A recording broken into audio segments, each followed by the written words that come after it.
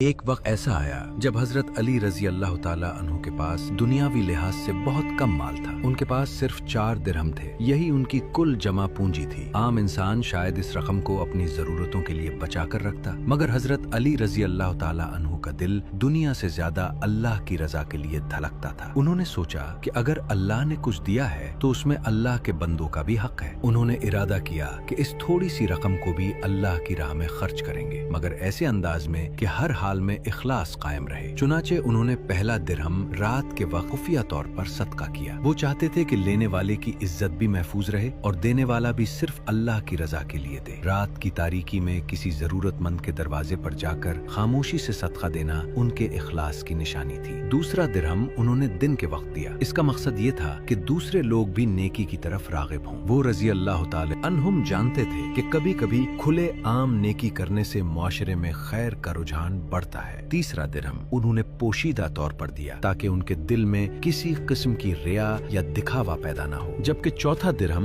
ظاہر کر کے دیا تاکہ لوگوں کو یہ پیغام ملے کہ اللہ کی راہ میں خرچ کرنا باعث عزت ہے، شرمندگی کی بات نہیں۔ یہ صرف 4 درہم نہیں تھے، یہ 4 مختلف نیتوں، 4 مختلف طریقوں اور 4 مختلف اخلاص کی مثالیں تھیں۔ حضرت علی رضی اللہ تعالیٰ عنہ کی زندگی میں سخاوت صرف مال دینے تک محدود نہیں تھی، بلکہ ان کی عاجزی بھی بے مثال تھی۔ وہ خود محنت کرتے، سادہ لباس پہنتے اور اکثر ضرورت مندوں کی مدد کرتے ہوئے اپنی ذات کو بھول جاتے تھے۔ کہا جاتا ہے کہ کئی بار وہ رات کے اندھیرے میں غریبوں کے گھروں تک کھانا پہنچاتے تاکہ کسی کو معلوم نہ ہو کہ مدد کرنے والا کون ہے۔ ایسے لوگوں کے بارے میں قرآن میں اللہ تعالیٰ نے فرمایا کہ جو لوگ رات اور دن پوشیدہ اور ظاہر اللہ کی راہ میں خرچ کرتے ہیں ان کے لیے اللہ کے ہاں اجر ہے اور انہیں نہ خوف ہوگا نہ غم۔ حضرت علی رضی اللہ تعالیٰ عنہ کی یہ ادا ہمیں سکھاتی ہے کہ اصل بہادری دشمن کو شکست دینے میں نہیں بلکہ اپنے نفس پر قابو پانے میں ہے۔ اصل دولت مال جمع کرنے میں نہیں بلکہ اسے اللہ کی رضا کے لیے خرچ کرنے میں ہے، اور اصل کامیابی وہ ہے جو انسان کو اللہ کے قریب لے جائے۔